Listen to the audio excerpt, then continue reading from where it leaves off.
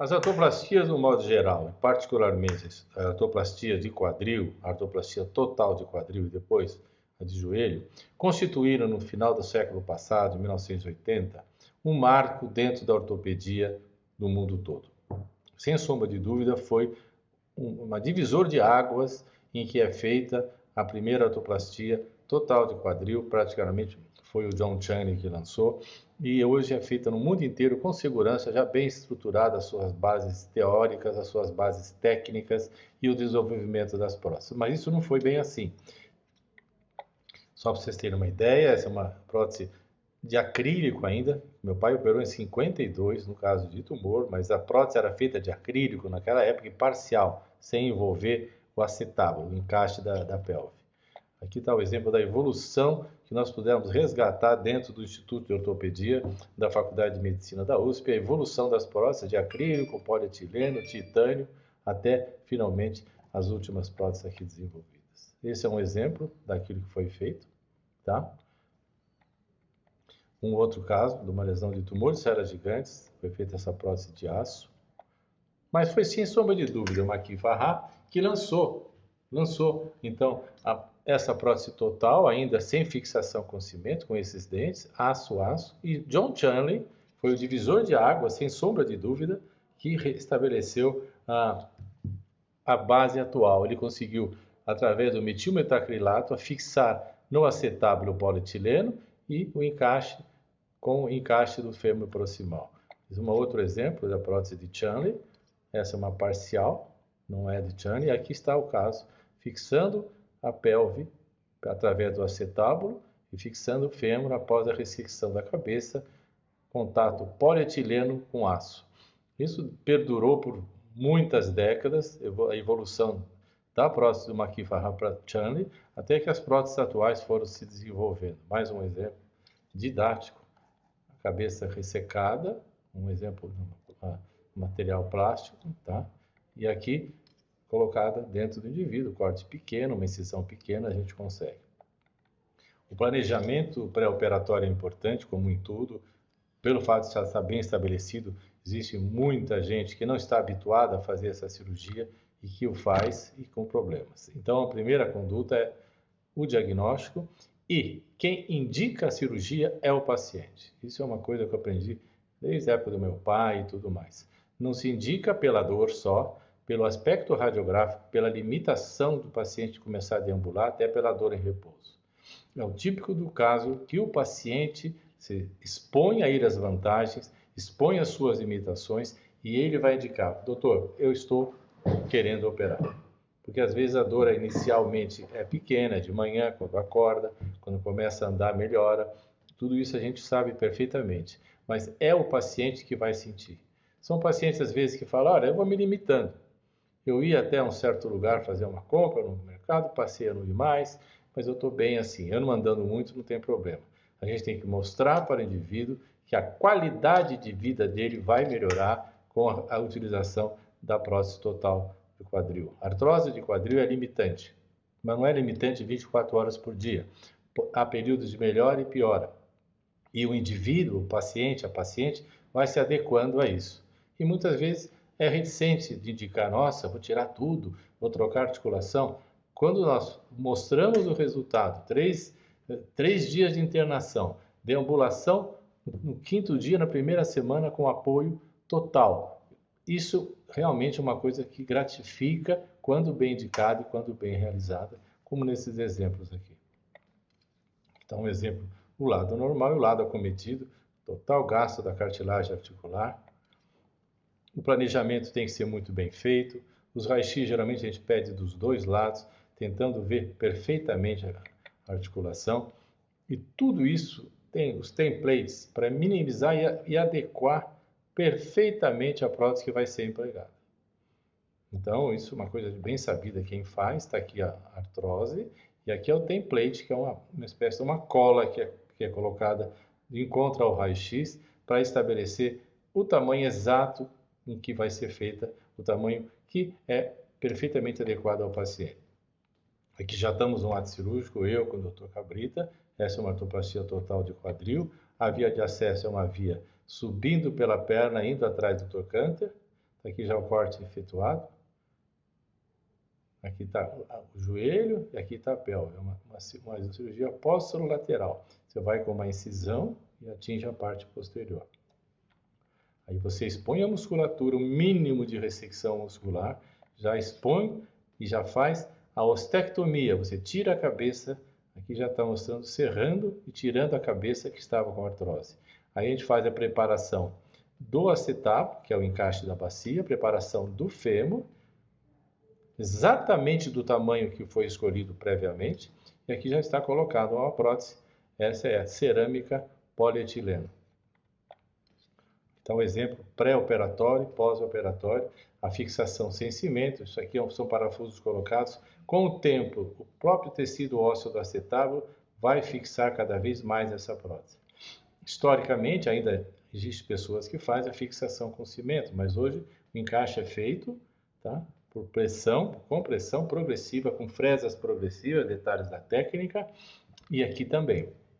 É colocado exatamente do tamanho do acetábulo, e esse parafuso serve só para manter um pouco essa fixação, já que a própria ossificação vai se formando em torno do acetábulo para dar um bom apoio, uma boa fixação.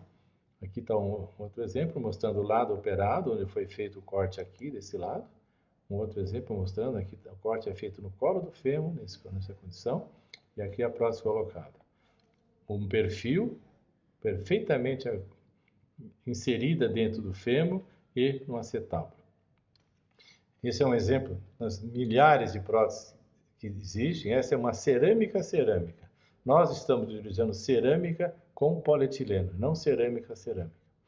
Por uma série de motivos, entre os quais, se há uma fratura, por eventualmente uma fratura da cerâmica é muito mais difícil. Então, protocolarmente, a maioria dos cirurgiões de quadril fazem a poli com cerâmica, e não cerâmica. Cada uma tem um tamanho certo, dependente do indivíduo. Com relação às artroplastias totais de joelho, historicamente vieram um pouco depois das artroplastias de quadril. Olha a história, olha como eram feitas as próteses de joelho na época, de acrílico, depois vieram de aço, até que veio de polietileno no desenvolvimento. Essa é uma das primeiras próteses historicamente realizadas nos anos 50 ainda de joelho. Aqui está um caso de artrose do joelho. O joelho, diferente do quadril, a artrose do joelho está muito mais relacionada à obesidade. A obesidade e os desvios para dentro e para fora em geno valgo e geno varo que predispõem a esse tipo de conduta. Olha, um geno valgo bilateral e um geno valgo e um geno varo associado. São pacientes pós-menopausadas, é a maioria dos casos, tanto no sexo é mais feminino que masculino, pós-menopausada, que acaba desenvolvendo esses desvios rotacionais e de direção para varo e para valgo, e que acontece isso aqui, ó. Perda da cartilagem articular é o lado normal, onde tem o menisco aqui, uma perda total da cartilagem articular. Nessa época a gente tentava fazer ainda uma artroplastia unicompartimental. A gente sabe hoje que pouquíssima gente faz no mundo inteiro esse tipo de conduta. Está aqui um exemplo dessa paciente. Esse caso desenvolveu a osteoartrose. Olha o lado normal. A gente sempre faz um raio-x com carga, pegando os dois lados. Olha o lado totalmente lesado. É uma dor realmente muito intensa também. Aqui está o ato cirúrgico, uma via anterior, como gastou toda a cartilagem, destruição total da cartilagem. Essa prótese nós tivemos a oportunidade de participar até quando veio Freeman, um dos precursores da artroplastia do joelho, em 75, a gente era ainda se formando, nós fizemos a tradução. É a prótese bem antiga, de polietileno com aço. Era feito dessa maneira, você corta realmente o terço distal, tirando a cartilagem do fêmur, tirando a cartilagem da tíbia e já colocando a prótese. Olha o exemplo da prótese daquela época. Nós temos uma tradição em artroplastia na Faculdade de Medicina, na ortopedia, e esse é o desenho da prótese aço polietileno de 1975. Está aqui o resultado da paciente. Resultado muito bom, com uma prótese ainda antiga, vamos dizer assim, mas não deixa de ser funcional. Um outro exemplo de osteoartrose. Essa é uma prótese que a gente fez agora há pouco tempo, uma via de acesso anterior, substituição da cartilagem do terço distal do fêmur por aço e aqui a polietileno. A gente faz a substituição da rótula, da patela também, que a gente está muito desgastada. A gente faz a ressecção e coloca essa rodelinha, que é o polietileno, que faz a articulação nova. Um aspecto posterior, aqui é o dreno que é colocado, está aqui a prótese. E o aspecto radiográfico, resultados, quando bem indicados, quando bem centradas, muito bons resultados, tanto no quadril como no joelho. Nós temos casos já de 25, 30, 40 anos de evolução. Nessa prótese sem cimento já temos 20 anos de evolução. No joelho ainda também temos esse tipo de coisa. É saber indicar. Saber conversar com o paciente e saber indicar. Mais ou menos igual ao que eu falei no quadril, no joelho também, quem indica a cirurgia é a própria paciente. Ele se sente limitado, mas vai se adequando. É uma evolução crônica, lenta. E ele acaba se limitando as suas atividades de deambulação, limitando as suas atividades até profissionais. E quando a gente consegue que ele realmente se convença disso, os resultados são bons. Um outro exemplo, essa prótese atual, né? A gente realizou. Está aqui o desenho da prótese, tá? Isso aqui entra na tíbia, polietileno, e aqui no terço distal do fêmur. Um aspecto de um desenho mostrando isso aqui, ó. Esse é o fêmur, e aqui a prótese colocada nessa história. Essa aqui é a história de uma tese que eu desenvolvi recentemente, mostrando a evolução das próteses com o passar do tempo. Desde 1950, na ortopedia, obviamente, não a minha pessoa, até 2019. Um exemplo para terminar, então, desse genovalgo. Olha o desvio. Olha o joelho normal, o membro inferior normal. Olha o desvio em valgo, para dentro, que ocorreu. Esse indivíduo ficou anos desse jeito. Tinha dores esporádicas, trabalhava na roça. Mas até que, enfim, eu consegui convencê-lo, era o meu funcionário, consegui convencê-lo que fizesse a cirurgia aos 65 anos de idade. Olha o instrumental que é grande, cada um tem o seu tamanho. Óbvio, a gente faz aquela prévia através da radiografia para ver exatamente a que vai ser perfeitamente ajustável no joelho do paciente. Aqui é o corte que a gente faz no fêmur distal, a cartilagem aqui está totalmente destruída, aqui está melhor. Colocando já o componente femoral, aqui já colocando o componente tibial, 1h30 de cirurgia, e aqui está o resultado final.